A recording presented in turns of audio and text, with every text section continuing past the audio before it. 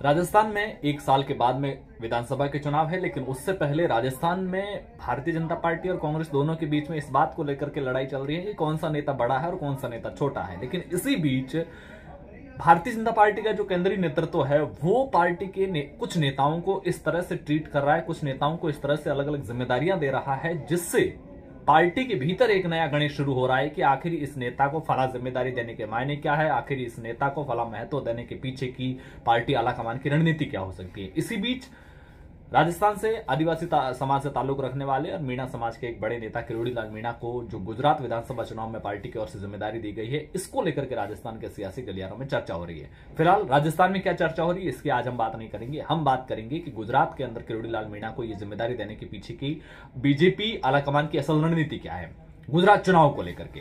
दरअसल हुआ कुछ यूं था कि हाल ही में राहुल गांधी ने गुजरात के अंदर एक जनसभा की और जनसभा में भारतीय जनता पार्टी, आरएसएस और आदिवासियों का मुद्दा उठाया। राहुल गांधी ने कहा कि कांग्रेस इस समाज को आदिवासी कहती है, जबकि बीजेपी और आरएसएस इसको वनवासी कहता है।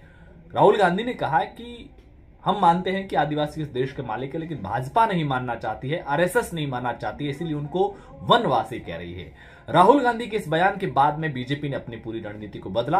बीजेपी ने आदिवासी वोटर को अपने साथ रखने की कोशिशें शुरू की, क्योंकि गुजरात के अंदर 27 विधानसभा की सीटें हैं, वो इस वोट बैंक के लिए रिजर्व है, एससी एसटी की रिजर्व सीटें हैं। लेकिन ये जो रिजर्व सीटें हैं, यहां पर ज्यादातर आदिवासी आबादी है और इनकी जो 27 सीटें, इसमें से 2017 वाले चुनाव में 15 सीटें कांग्रेस ने जीती थी। ऐसे में बीजेपी इस बार नहीं चाहती है। पूर्वी गुजरात के जो 14 जिले हैं वहां पर आदिवासी वोटर बिल्कुल प्रभावी भूमिका में। 2011 की अगर जनगणना को माने तो करीब 90 लाख के लगभग गुजरात के अंदर 1 करोड़ से ज्यादा अब वोटर हो गए होंगे। 1.25 करोड़ के लगभग वोटर गुजरात के अंदर आदिवासी वोटर हैं और इन 1 करोड़ वोटर जो कि पूरी आबादी का लगभग 15% वोट बैंक है।